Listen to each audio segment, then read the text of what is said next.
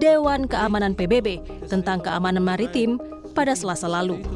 Perwakilan Iran itu kemudian menuduh beberapa delegasi menerapkan standar ganda terkait penutupan Selat Hormuz oleh Iran dan blokade pelabuhan Iran oleh Amerika Serikat yang digambarkan sebagai tindakan melanggar hukum dan tindakan yang meningkatkan ketegangan.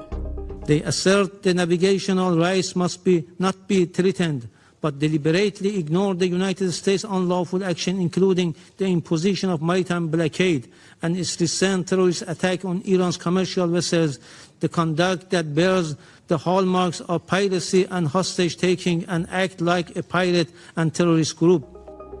Menteri Luar Negeri Amerika Serikat Marco Rubio mengatakan Selat Hormuz setara dengan senjata nuklir ekonomi yang coba digunakan Iran terhadap dunia. Menurut Rubio, Iran membual tentang kemampuan mereka menyandera 25% energi di dunia. Ia juga menyebut kepemimpinan Iran sangat terpecah belah dan masih mengambil pendekatan garis keras dalam pemerintahan.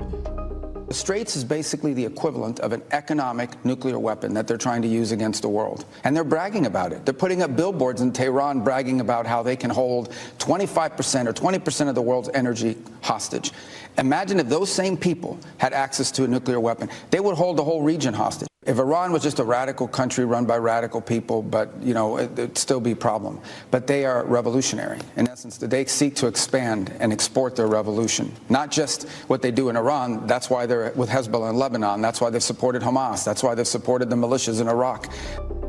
Perang Iran dengan Amerika Serikat dan Israel diprotes banyak negara termasuk Inggris.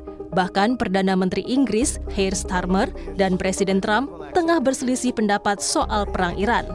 Tapi uniknya, Trump mengeluarkan pernyataan ia sudah didukung Raja Charles III di sela-sela jamuan makan malam kunjungan Raja Charles III di Gedung Putih. He's so cute. We have militarily defeated that particular opponent, and we're never going to let that opponent ever. Charles agrees with me even more than I do. We're never going to let that opponent have a nuclear weapon. They know that. Dengan berlarut-larutnya ketegangan dengan Iran, pakar geopolitik dan keamanan Wibawanto Nugroho Widodo menyebut tujuan Amerika Serikat berperang saat ini bukan untuk kemenangan militer total, tetapi menghancurkan ketergantungan Iran kepada minyaknya. Jadi cara pikir Amerika itu adalah cara pikir yang Clausewitzian, ya, bahwa tujuan dari peperangan itu salah satunya itu adalah mematahkan enemy will gitu. Jadi semangat berjuang, semangat untuk berperang itu sudah tidak ada lagi. Caranya gimana? Presiden Trump saat ini karena kemarin itu belum berhasil untuk meruntuhkan rejim dengan high security conflict ya, pertama kali dilakukan sejak 47 tahun terakhir. Sekarang tujuannya bukan untuk mencapai kemenangan militer total, tetapi untuk menghancurkan center of gravity dari Iran. Apa itu? Yaitu ketergantungan Iran ya kepada minyaknya, produksi dan ekspor minyak sebagai tulang punggung ekonomi.